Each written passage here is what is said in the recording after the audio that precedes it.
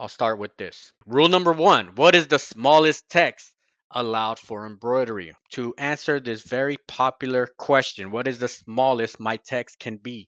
All right. First, let me just give you the answer, all right? And then I'll tell you why it is this answer here. When we're talking about small text, the easy answer is it must be at least 5 millimeters height. All right. Once you get into the 5 millimeters, then all these rules that we're talking about today, they apply. And then there's another one. All right. Usually people say 5 millimeters, okay, of height, but there's also another one. There's this one. There's the width. Really, minimum is 1 millimeter.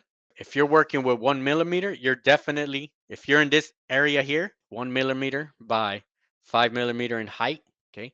Ideally, you would like this width to be 1.2 millimeters.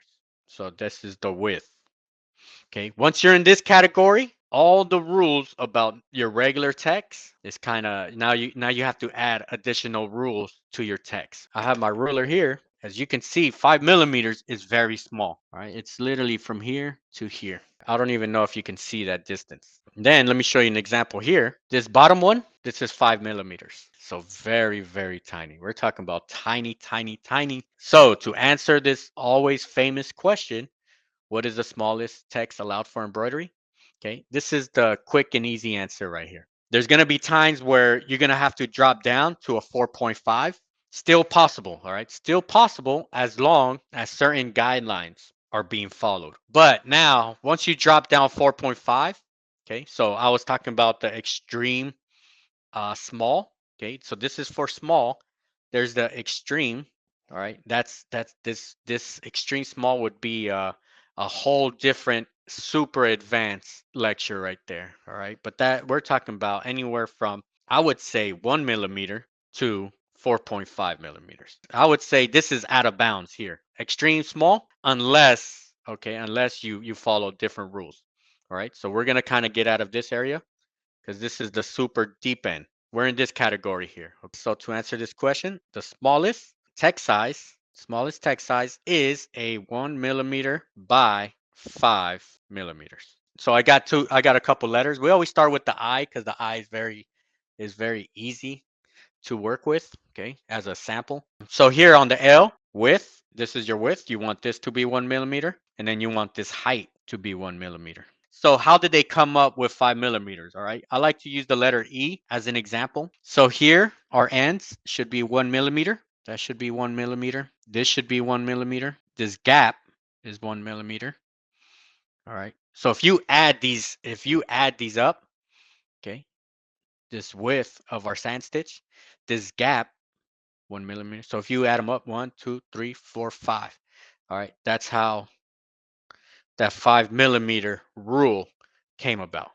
Okay, so it's not. I know you hear a lot of times the smallest you can go is 5 millimeters, and I know for the longest I've just accepted that as an answer. All right, but this is the reason why. So the next rule when working with small letters, we've always heard people talk about change your needles. Okay, change your needles. The most popular needle being a 7511. This is really what I use for hats. Is a 8512. 70. There's a 7010 and a 65 9. This is supposed to represent the diameter, the circumference of a needle. Okay, so you'll see how big, kind of in perspective, each needle is. All right. So as you can see, when we're dealing with with small text, it wouldn't make sense to use these big giant needles. I know this one here is our most popular needle here, the 7511. Also, when you're dealing with small text, if you're remember if we're working with kind of stretchy type fabric, we want to go with a ballpoint. Unless you're working on caps, okay, I wouldn't use sharp needles in your garment. Okay, this is our starting point. Okay, this is what we work with. All right, 7511. I know 99% of us we're like in this area here. Okay. What was a game changer for me, especially on polos, is when I started using this one. Okay, so this is my favorite one for polos. Okay, 7010. The reason why I like it because it's in between these two. It wouldn't really make sense to use with the 7511 to use a very thin thread, and it wouldn't make sense to use a thick thread with a small needle. Here, this 65.9, all right, now we're talking about super details. Yeah, super details right here. We're using 60 weight thread. Okay, this one here, we're using 40 weight thread. Now, when we're looking at our needles, okay, this is exactly where the needle punctures our garment. But as the needle's coming in, this is the radius here. Our distance, our total distance. So for a 75, the reason why it's called a 75 needle is because the size is 0.75 millimeters. Perfect sense to use the smallest needle because we're going to have the smallest hole. Now, that doesn't mean that 7511 you can't use. You can still use this, all right? 7511 is still perfectly possible. But if you want, if a lot of this stuff is you gauging, making adjustments. All right. So if you feel like, hey, you know what, I might require a little bit more detail, then you might have to go down to this 65. But if you want to make it look a little bit more filled, okay, which I have examples, I'll show you examples in a bit. A lot of this stuff, once you get into the small details, it's like you're a mad scientist. Okay, you're testing, you're experimenting. And then number three, okay, kind of coincides with this, what we're talking about, is using the correct thread size. We have two options really. Okay, really you have more options. There are specialty type thread besides the two that we always talk about. But for the most part, you have two choices. You have 40 weight and 60 weight. So this is normal, the normal everyday thread. And then we have our thinner. It's actually 25% thinner. So it's the all famous Gunner mate. And as you can see here, this is my 40 weight. You can see how thick it is. It's a little bit more bold. And then this one is my 60 weight.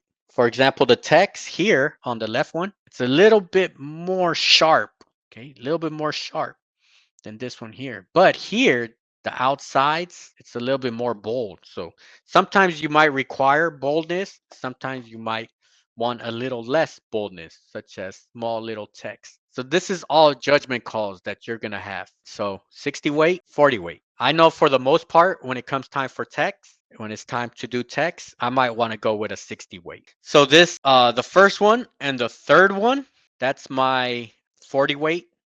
And then my second and my bottom one, that's my 60 weight. All right. So let me see.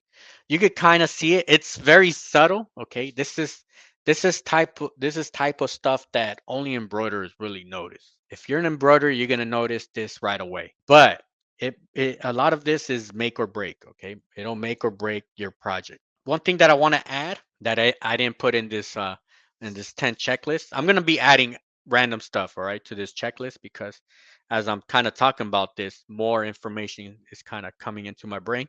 But when we're talking about small text, what you always want is contrast. All right. So for example, here I have a white background with black thread. Okay. What you want to avoid is somebody that wants a dark letters, dark text on a dark background. Okay. Because it's pretty much going to disappear. All right. In order for your text to show up, there has to be contrast between the background, the fabric, and the actual text. Let's go for number 4. This one here, obviously very important, selecting the correct density. So I got this picture right here. As a reminder, we already know that density is from this space, the spacing in between our sand stitches. Usually, normal settings, your machine puts your density at 0.36 millimeters. So we're talking about there's a distance between 0.36, all right, and then it continues. All that spacing is 0.36. But now, since we are going very small, okay, since we're going very small in size, okay, I have an image here of what exactly is happening when you're stitching out your letters. All right, so let's start with this first one. This first one here, this would be your first needle that drops in. Your needle drops in, so it has the ratio of a 5 millimeter, 1 millimeter wide. And this needle here, this is a 7511 needle. And you can see the ratio and you can see the size. When it drops, this is how much of the needle comes in. All right. So it's penetrating this much of your fabric. All right. It's not gonna necessarily make it's not necessarily going to leave this exact size hole, but it is puncturing in that size. And of course, your garment is gonna kind of form itself back in. It's gonna close itself back in. But what's happening is your first stitch, your second comes in here, and then your third one. But what's happening here? Now you have holes on top of holes, and plus we have this much of open space here. That's why it's very important here. This is why we come up with the 1 millimeter rule. Okay, because if you were to close this even more, if you were to close this gap even more, you would have holes on top of holes every time you're stitching. Like you would have 3 or 4 holes on top of each other. Okay, and then you can see it can easily become a mess very easy. So at least here you got a little gap to kind of come back, readjust itself, and come in here. All right, this is a 7511. Notice that we do have overlap here. And this is if we're still using that 0.36. All right, but what's recommended, what's recommended on the density when working with small text is to go maybe at a 0.40 millimeters or maybe a 0.50 millimeters. All right, so open this space up here just to give these holes some space, be somewhere between a 0.45. And then here, I made another one, but using a 65 needle. All right, so as you see, this gap kind of closes up a bit here compared to this gap here. Okay, compared to this gap, these gaps are now getting smaller. All right, this one's kind of difficult to understand because you kind of gotta zoom in and kind of imagine your needles coming in. What I would recommend too is don't start your stitches here at the corners. Okay, don't start them here at the corners or up here or up here. What I would do, I would start them down here below because your first stitch is always the tie-in, meaning the design has to make a knot. So here, looking at our example, I would start here, move down. That way you can build, you could do your tie-in inside your design. So that is density. Okay, so density, to answer the question, what should my density be with small lettering? This is a starting point. Okay, of course you can always adjust it. You can go higher, 0.6. It all depends what thread you're using and your design. Okay, so we're looking at 0.4 or 0.50 millimeters as a density, as opposed to your normal software settings that sets it at 0.36. Let's go to number 5. Okay, number 5. And this is related also. And that is minimize your underlay. We've seen it. We see it week in, week out with somebody struggling with tech. And you'll see a lot of thread hanging out of their letters. 99% of the time, it's underlay. It's supposed to hide under your text. When it's not hidden, it has nowhere to go, right? It has nowhere to hide. So it's going to stick out. For underlay, what I recommend is use a center run and then avoid your edge run, because the edge run, it's literally what it says. It's going to be on the edges, very highly likely to kind of stick out. Okay. And once it sticks out, I mean, it shows it, like it's magnified when those underlays show out. You want to just keep that underlay, such as here. Okay, so you see this underlay here, nicely hidden. All right, and what's going to happen is these stitches are just going to stitch right on top of that. Your stitches are still showing. There are going to be times where you might have to take off the underlay. Okay, if you have a certain letter that's giving you a headache, usually letters that give you headache, I would say anything that's turning. Let's say like a B, right? Just real quick, like a B.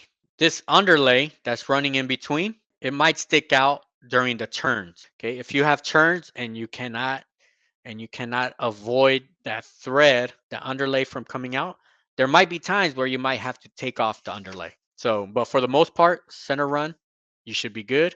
Avoid edge run. And then your zigzag underlay, okay? So your zigzag underlay, I would say that's kind of like a 50-50, right? But for the most part, if you do a center run, you should be good. All right, let's go to the next one. All right, let's go to the next one. Number 7, focus on letters with small holes. Bam, right here. These are letters with small holes. Now, even before we get into this one, all right? As you see, these are all lowercase letters. This is another time where you want to avoid. This is what you want to avoid is small letters. Small letters. Now you're introducing roundness as opposed to your uppercase. Okay, usually your uppercase, they're pretty straightforward. All right, straight lines for the most part. Always make sure that you're following the rules. So these holes right here. Now you're focusing here and these holes right here. All right. Anytime you have these holes, you want to make sure you have a clearance. Have a clearance of 1 millimeter. All right. So that millimeter rule comes back again. Sometimes your software might not. It might not do it. You're gonna have to automatically adjust it. So anytime you can adjust your spacing. All right. And then one of the most important tools is the measurement tool. You have the ability to change these. All right. These are all spacing that you have. I won't say that you always have the option because you have to have the design. All right. So this has to be up and down 1 millimeter here. All right.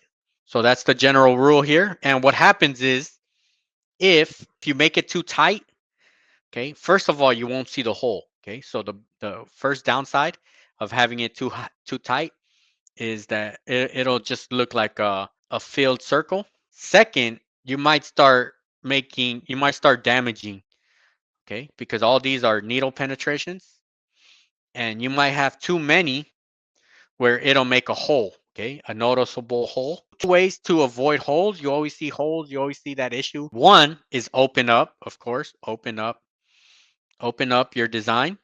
Second is maybe you have to minimize your density because maybe there's too many needle holes here. Okay. Here, so these closed gaps, okay, what happens is if you digitize it the way the normal letters are, okay, this E might close up and now it looks like a O. Once again, 1 millimeter. Okay, 1 millimeter gap that you want. All right, small block 2. So this is the samples that I'm using, small block 2. So if we measure this, so as you can see, we're at 1 millimeter here. So we're not on the full 1 millimeter, okay, but it opens up like in this area here. For the most part, you can't always, okay, it's not always possible to be 1 millimeter out. Okay, for example, here, from here to here, you most likely won't be 1 millimeter out. Okay, but at the very minimum, you want to have one point that opens up. Okay, so like you want to have some type of gap in between. All right, but a lot of this adjustment you'll notice when you stitch it out. When you do that test run and it's closing up, then you know exactly why it's closing up. Okay, because it's too tight. Okay, sometimes you can get away with certain stuff being tight. Okay, so here 0.87, we should be safe. All right, so these are the holes, and you see them a lot with lowercase letters. If possible, okay, if you're gonna go down to very tiny small letters, try to have them capitalized. Okay, if you have them capitalized, less headaches. So the next one is rule number 8: avoid tight turns and tight pivots. All right, so if you're familiar with sans serif, what sans serifs are, you have these the ends here. So as you see on the H, okay, we have the ends going from top to bottom. So these are going from top to bottom, up, down, up, down, up, down, and then this one's going from left to right. This one's going left to right. These top ones is going from top to bottom. All right. But what we don't want when we're working with small text, we don't want these sharp pivots. All right. Meaning we're going from up, down. And then from the next stitch, we're going from left, right, left, right. So these ends, the ends, right? You want to be going from up and down. And then you want to continue that direction. All right. So notice how our directions doesn't really change. Okay. It changes slightly. All right. We're going from left to right, left to right, left to right. Okay, here, right, I had no other choice but to go. Okay, but you want to avoid, all right? So there's no such thing as eliminating it. You see the R, it keeps that constant, easy flow. Okay, from left to right, left to right. Up here, I had to make a pivot. Okay, of course, in a perfect world, you're gonna avoid all sharp turns, but when you can't, just try to make it as um, as smooth as possible. This is a good example with the T. All right, here on the T, even the caps, the ends of the serifs, all right, it still maintains going up and down. And then here, okay, notice it's going from left to right, and then it stays going from left to right all the way to the bottom. All right, so this is the important one I want to show you, that it just, this bottom part, the serifs, it keeps on going in the same direction. Another thing that you kind of got to think about, that this goes with the pivoting type pivot, is machine speed. The speed of your machine, you want to make sure you slow it down, because now, all right, just kind of like with Puff, kind of similar to Puff, it's not operating in normal conditions. All right, when you go very tiny, okay, when you go very, very tiny, you're kind of going out of its regular normal element. So you want to slow down the machine a bit, just so it has a chance to kind of catch up. All right. All right, then this one, okay? We're almost there. We're at number 9 now. It is avoid overlaps.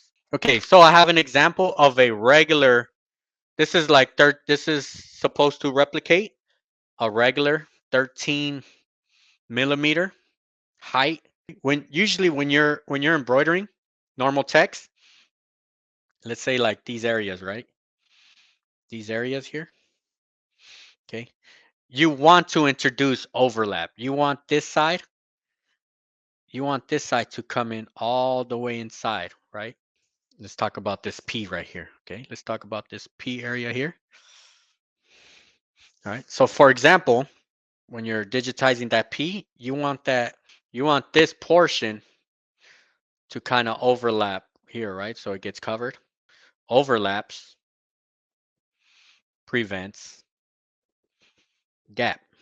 So in this example that I have here, this is on regular text. You can kind of see it, the piece kind of pushing inside, inward.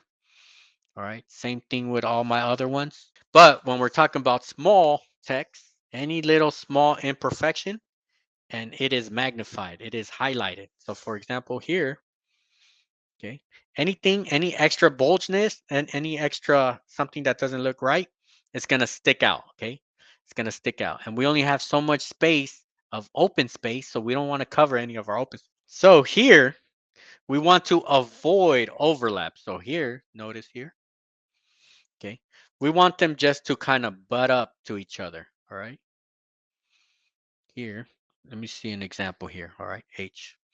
All right, so let me draw an example on H here. Okay, traditionally with regular text, we'll have an overlap. Okay, you want to avoid that, so you're kind of digitizing just so it could butt up. All right, so notice no overlap on our small, overlap regular text and small text.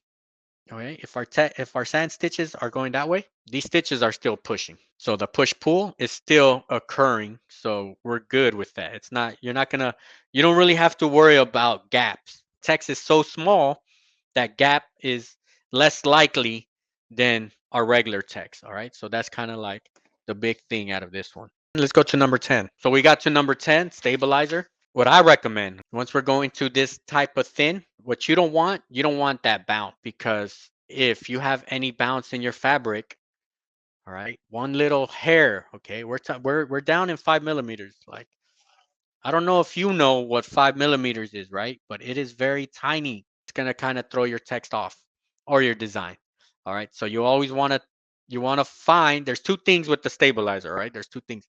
First, you want to find the smallest hoop that'll fit your design, that'll minimize any bounce. Okay, so there's two things on the stabilizer: is find the smallest hoop.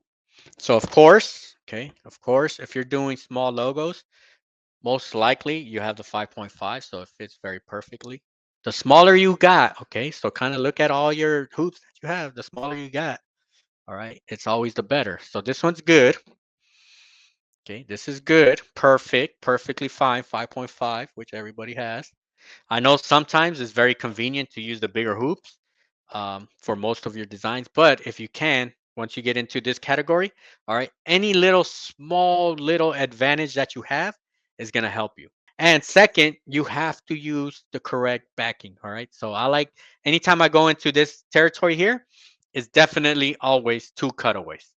All right, two cutaways. That just gives your fabric, all right, strength, strength. There's no shifting, there's no nothing too major on this part.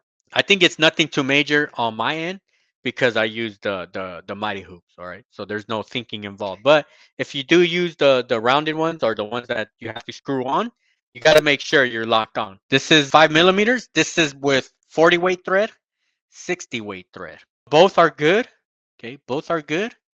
A lot of this is just kind of like your judgment call, like whatever judgment call that you have. Okay, I actually like. I don't know which one I like. I think I like the 40 weight, to tell you the truth.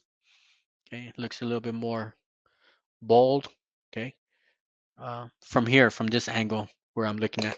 Now, I'll tell you something. All right, I'll tell you one thing is that can you go smaller than 5 millimeters? All right, I wouldn't recommend it. All right, I wouldn't recommend it.